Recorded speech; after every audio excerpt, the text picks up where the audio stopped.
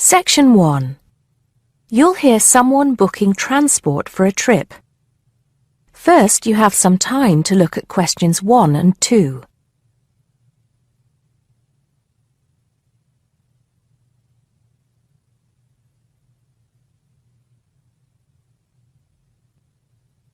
Now we shall begin. You should answer the questions as you listen, because you will not hear the recording a second time. Listen carefully and answer questions 1 and 2. Good morning, Burnham Coaches. Sarah speaking. How can I help you? Yes. Good morning. I'm a teacher at the Down Language School. We have a bit of a problem, and I was wondering if you could help us out. What is the problem exactly? Well, we normally take our students on an excursion at the end of their course. But unfortunately, the coach firm we normally use has let us down. It seems they've gone out of business. I'm sorry to hear that. I suppose you are looking for a replacement. Well, yes. We won't need a very large coach, actually. There will be 30 students and 4 teachers. So that's 34 in all. And what dates did you have in mind? The last Saturday and Sunday of this month. That's the 28th and 29th. The 28th and 29th. Does that mean you are planning to stay somewhere overnight? That's right. Actually, we want to do the same excursion that we do every year. We usually visit Stonehenge, Salisbury, and stay overnight in Bath. It's a historical tour, really. It sounds interesting. Let me just see what we have available. Oh dear, I'm afraid all our coaches are booked out for the 28th. It's the busiest time of the year for us, actually.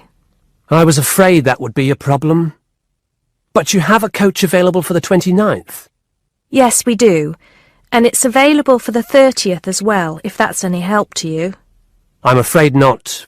Sunday is the last day. The students go home on Monday.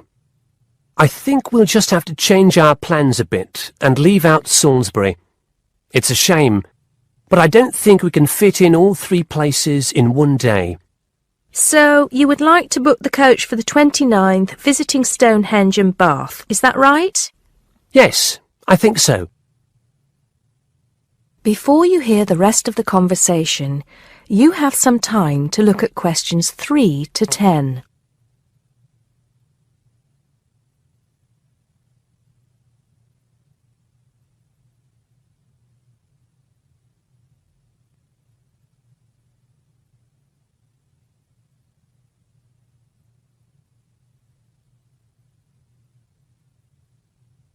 Now listen and answer questions 3 to 10.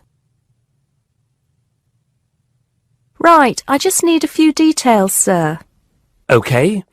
My name is Paul Scott. S-C-O-T? It's double T, actually. I'm sorry. And it's the Down Language School. Could you give me the address for that, Mr. Scott? Yes, it's Down House, Hill Street, Brighton. Do you need the postcode? No, that's not necessary, but I do need a contact number. Of course.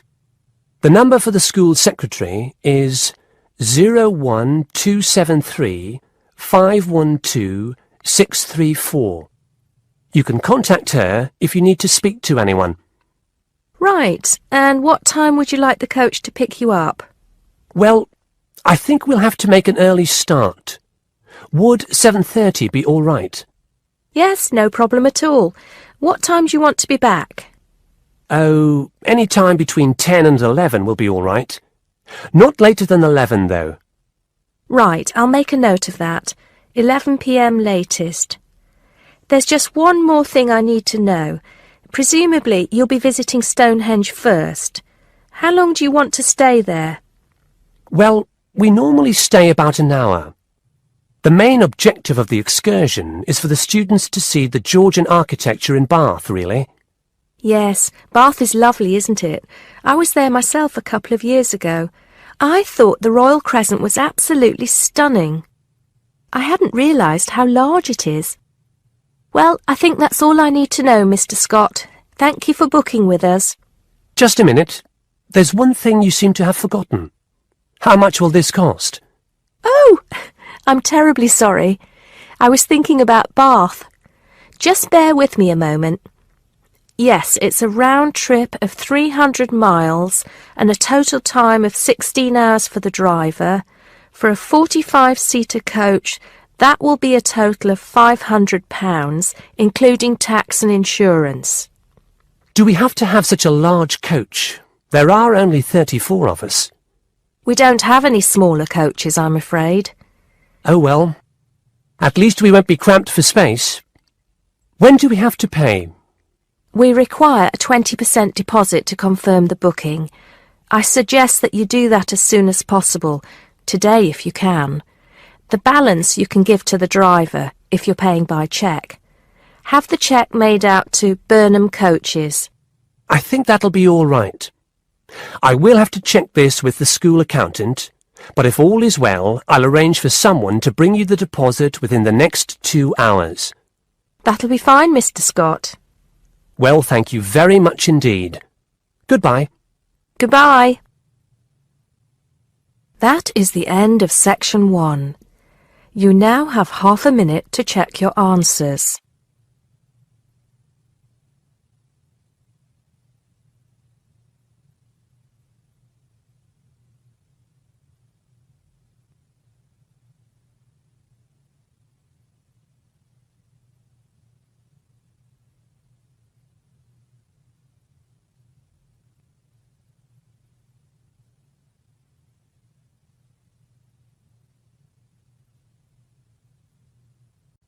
Now turn to Section 2.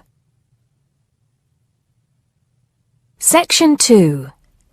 You'll hear a tour guide talking to a group of visitors about Bestley Castle.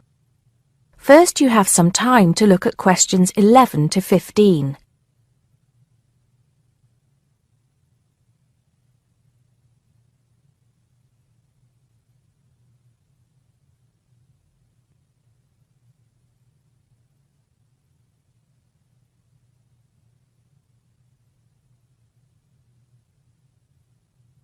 Now listen carefully and answer questions 11 to 15. Welcome to Bestley Castle. It's nice to see so many of you here today. Before we go in, I'd like to tell you some information about the castle, the things to see and do, and the facilities available to you in the grounds. We'll do our best to make this a truly memorable visit. Now, the castle grounds are quite big, and we don't want you to get lost, so I'm going to give you an idea of the layout. At the moment, we are at the entrance, and immediately to our left is the Tourist Information Office. Go here if you need any questions answered. They'll be happy to help. And of course, behind the tourist office is the car park where the coach dropped you off. And it'll also pick you up from the same spot at 5 p.m. today. In front of us are the water gardens. If you stroll through, you get to the North Bridge, which is the entrance to Bestley Castle. Take your time and enjoy looking around the castle. There's a lot of history steeped in those walls. As you leave the castle via the South Bridge, you'll be greeted with the sight of roaming deer. During the day, there will be scheduled feeding opportunities where visitors can get involved. However, we do request that you do not feed the deer outside these times. To the right of the deer park is the Castle Museum, and behind that is our award-winning restaurant. It's a relatively new addition to the castle grounds, but is fast gaining a reputation for its food. Alternatively, you can choose to dine in the picnic area on the other side of the deer park. It's perfect for the family as it's next to the kids' play area and homemade ice cream hut.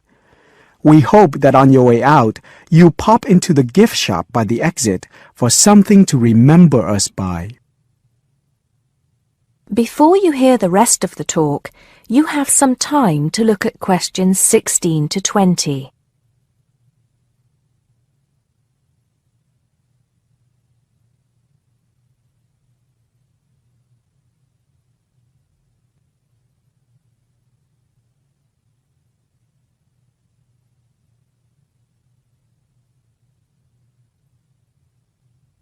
Now listen and answer questions 16 to 20. Admission to the grounds is free for all. That includes the museum, gardens, and picnic area. There is an admission fee for the castle, which is £6.50 for adults, with a 10% discount for students and retired people. Children under the age of 16 pay half adult price, and under 8 go in free. There are many spectacular events throughout the year, and for most of them, there's also an admission fee. As these events are in high demand, it's a good idea to book well in advance. Some of the exciting events planned for this year are the Summer Medieval Festival, where you can watch old-fashioned nights and experience a feast in the halls of the castle, as if you were a guest of King Henry VIII himself. There are several concerts planned this year too, including a rock concert, at an admission price of £10 per person, and a special jazz concert, which is free to the public. I'm sure you'll agree that all tastes and ages will be satisfied. One scary but extremely popular event is the annual Haunted Castle event at the end of October, where the castle comes alive at night. Why don't you come along, if you're brave enough? Another sight to see is the fantastic firework display on November 5th, and the cost of that includes refreshments. We also have a long tradition of raising money for charity.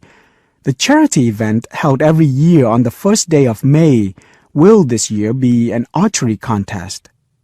Entrance is free, but donations are certainly welcome. This year, we'll be collecting money on behalf of a charity for elderly people, Age Concern. Just in case you can't remember all of that, you can pick up a leaflet showing the timetable and prices for all events from the Tourist Information Desk. You can also go online to get this information from our website. That is the end of Section 2. You now have half a minute to check your answers.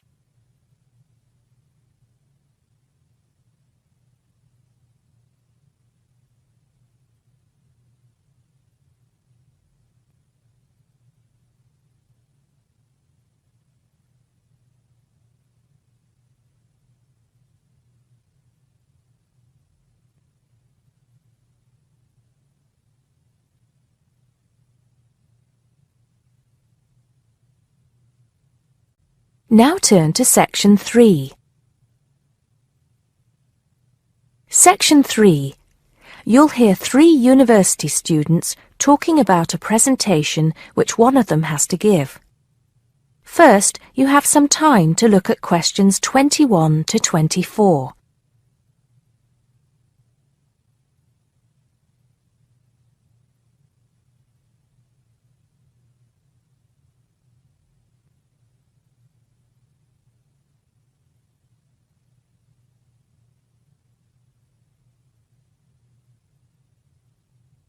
Now listen carefully and answer questions 21 to 24. Hi, Joe. Hi, Isabel. Hi, Paul. Oh, hi, Paul. I've heard you've been stressing out about your presentation on art. I am. Are you still going to talk about the different types of art? Yes. Well, I was planning to, but there's so much stuff on the subject that I'm finding it difficult to put it all into one short presentation. Huh? I usually have the opposite problem. There's nothing worse than going blank, forgetting your words in front of a group of people. Well, the problem is that I don't know how to organize what I want to say in the presentation. Well, you know everything there is to know about the subject. It's just a question of selecting what you want to talk about. Well, there's a lot to discuss about the different periods in art. That's a good way to start. Then you can bring in how specific types of art were popular in each period. Yes, like how sculpture was popular in the classical period and paintings were popular in the Renaissance period. And how now a wide variety of media are used to create modern art. As long as you keep it concise, because it's a large area, there's so many periods and movements in art, and you don't want to just list them one by one. I agree. An explanation of the movements and periods in art wouldn't be too long. You're right. I need to just pick out some key points. Just mention the periods quickly so that I can move on to the real topic of the presentation. Yes, the variety of art, like sculpture, paintings, installations. I have an idea. Why don't you prepare a timeline to show to the class? That would be a nice visual, and it would focus your ideas so you don't get too sidetracked. Great idea. It would certainly cut down on time. Right then, where are we? You'll begin with a very short introduction to the historical periods of art. Then, you'll talk about popular types of art within these periods. That's sorted.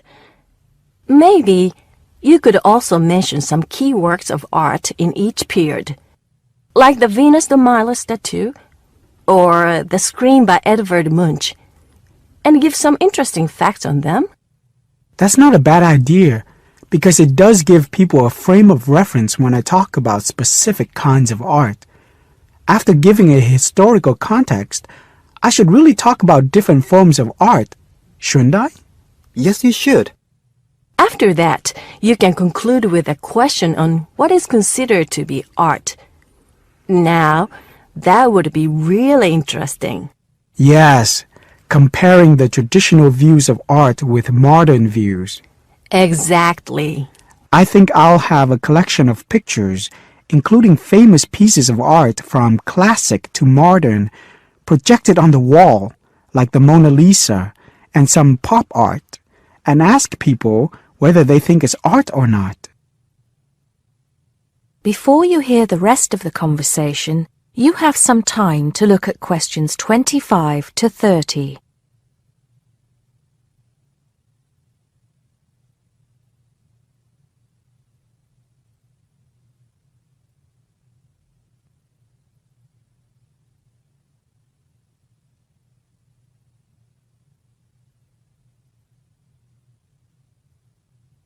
Now listen and answer questions 25 to 30. Showing some famous works and asking people what art is would certainly lead to discussion in the room. People's appreciation of art is so subjective, and it comes down to taste. That's what I'm hoping for. Some disagreement to liven up the presentation. And you could stick in some really controversial ones like graffiti and modern art installations in between pieces of art that are universally accepted, like the work of the Renaissance painters. Sounds good to me. I have to say, I really don't understand some modern art myself. There was one recently that was just a pile of rubbish. It doesn't require much skill to create, does it? And what does it mean? There's no point to it. Actually, Joe, I like some modern art. It makes you look at the world in a different way. Artists now have the freedom to express themselves completely. Yes, but there is an idea now that anything can be art. I've heard of paintings being sold for large sums of money, which have been done by small children and animals. Now that's ridiculous. Oh, you could find one of those paintings and put it in your presentation, couldn't you, Paul? That would really be interesting. Well, Paul, what do you think? I like it. Just thinking. I'll need to do some more research to find pictures for the slideshow. Yes, we can help you, can't we, Joe? Of course. If you go to the fine art section of the library, I'm sure you'll find everything you need. Just ask the staff and they'll give you access to a slide bank of hundreds of famous works of art. And if you still can't find what you're looking for, use the library computers to go online. There are lots of images on the internet. Of course, you'll need to use a search engine like Google, but it's dead easy. Thanks, guys. I'm feeling much clearer about the project. Your ideas have been really useful. I think I should end with a quote of some kind by a famous artist. What do you think? That's a good idea. Now let's go to the library and see what they have. That is the end of section 3. You now have half a minute to check your answers.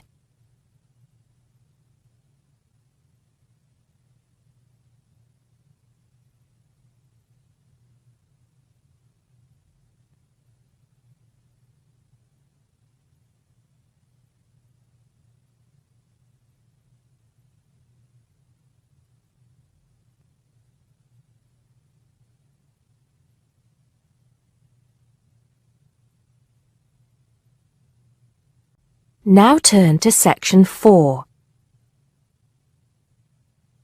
Section 4.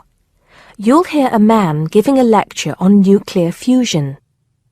First, you have some time to look at questions 31 to 33.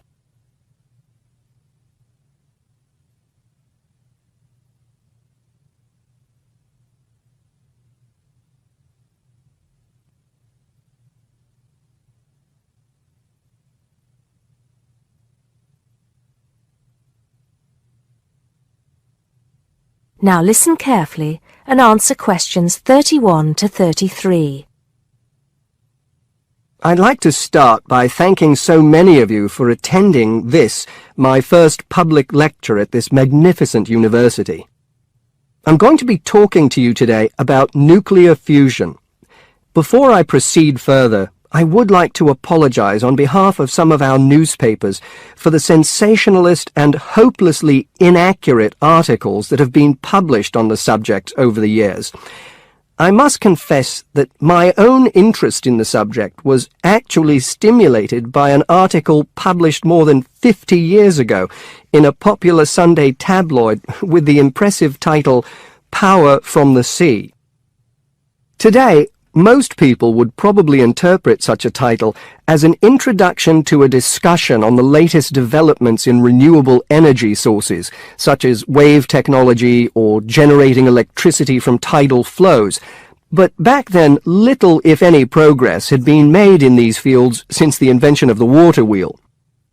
As I recall, following coverage of the opening of the world's first commercial nuclear power station, more than 50 years ago now, at Calder Hall in 1956, the article promised that we would have limitless, almost free electricity within 10 years. It claimed that we could do this using an isotope of water, deuterium, from the sea. This would be used in reactors to combine simple molecules of hydrogen to form helium, releasing energy in the process. Of course, this is different from the process of nuclear fission, which today's nuclear reactors use. I wouldn't like to say that the article I read as a boy was totally inaccurate. It's true that the concept of producing energy from nuclear fusion, essentially reproducing the reactions by which our sun and other stars produce energy, depends on fusing atoms of hydrogen, but the timescale suggested was hopelessly wrong. To this day, despite some very embarrassing false claims from scientists who should have known better, we have not been able to produce energy from nuclear fusion in a controllable way. Let me make clear what I mean by this statement, before some journalist in the audience gets hold of the wrong end of the stick. Yes, we have been able to fuse hydrogen atoms to produce helium and a release of energy, but the balance account has always been negative. We've always had to put more energy into the reaction than we've ever succeeded in getting out. We know the theory works, but we still do not know if we can get fusion to work for us and solve the problem of our energy needs. Before you hear the rest of the talk, you have some time to look at questions 34 to 40.